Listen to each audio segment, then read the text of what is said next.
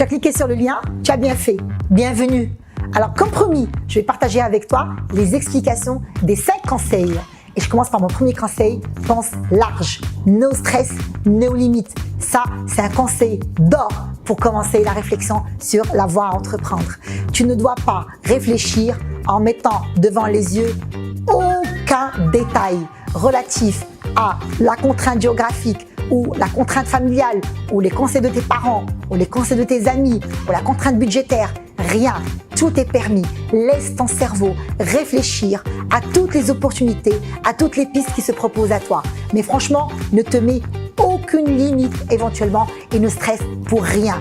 Laisse éventuellement tes envies aller, t'emmener vers tes rêves. Pense franchement de façon très large et bien évidemment en fait à toutes les possibilités. Tu les mets toutes devant toi, bien sûr sur une feuille blanche en les écrivant.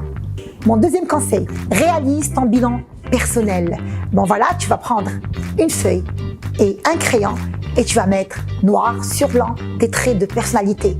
Bien évidemment, tes points forts, ceux que tu pourrais systématiquement intégrer dans la réflexion sur un choix, bien évidemment, fait de filière ou alors, bien sûr, un choix de projet personnel. C'est un peu dans ce sens. Donc, tu vas prendre complètement en fait ta feuille et tu mettras dessus. Tu es quelqu'un d'organisé, tu es quelqu'un qui aime les calculs, tu es quelqu'un éventuellement en fait qui sait travailler en équipe, tu es quelqu'un qui est bon en anglais et tu mettras tous les atouts que tu as. Ces atouts vont être très utiles parce qu'ils vont t'orienter dans la réflexion par rapport à ta trajectoire. Mon troisième conseil, définis tes envies de secteur ou de métier. Donc là encore, il s'agira de réfléchir sur les secteurs qui t'intéressent et systématiquement les métiers qui t'intéressent. Mais écoute, la réflexion, ça va être très simple. C'est vrai qu'à 17 ans, même à 24 ans, c'est très dur de réfléchir aux métiers qui nous intéressent. Mais je vais comme te partager avec toi une pratique, tout à fait, on va dire, opérationnelle. Donc, tu vas commencer à penser aux produits que tu aimes. Voilà, tu aimes peut-être aussi le chocolat, bon ça va être un peu le secteur agroalimentaire et du coup tu vas aller découvrir tous les métiers qui existent dans le secteur agroalimentaire. Si tu aimes par exemple les voitures, c'est le secteur automobile et du coup tu vas aller vers le secteur automobile pour identifier tous les métiers qui sont dans le secteur automobile. Alors peut-être aussi tu es intéressé par le web, voilà, ça t'intéresse éventuellement. Bon, si tu es intéressé par le web, le secteur web, tu vas aller identifier tous les métiers qui existent dans le web et c'est une façon un peu qui te permet de pouvoir te faire une idée, une projection claire et nette sur ton métier de l'avenir. Mon quatrième conseil, identifie la blacklist de tes contre-envies. Ça peut paraître un peu bizarre, mais c'est très utile.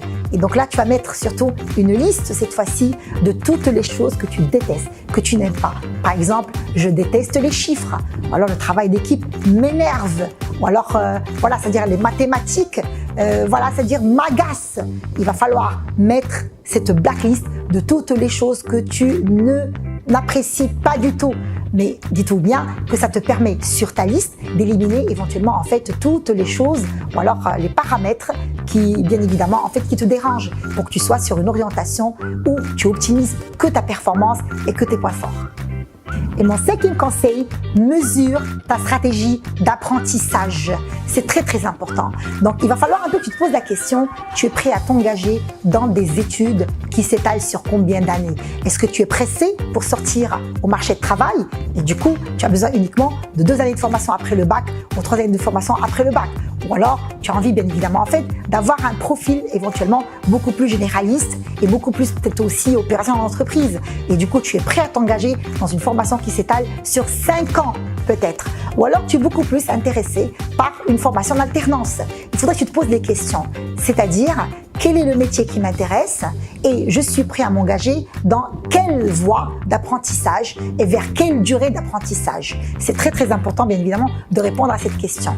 Bon voilà, donc si tu sens que tu as bien évidemment en fait le souffle et que tu es prêt bien sûr à te donner tout le temps qu'il faut pour te former, bon, tu choisiras systématiquement une école généraliste où tu auras quand même, tu pourras prendre 3 années de formation de tronc commun pour réfléchir à ta spécialisation. Si ce n'est pas le cas, tu as intérêt rapidement aujourd'hui à bien sûr cerner le métier qui t'intéresse et surtout cerner la durée qui est le plus en alignement avec bien sûr tes ressources personnelles, tes envies, mais également tes objectifs.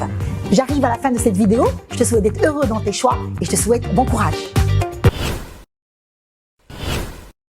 ESCA, Shaping Leaders.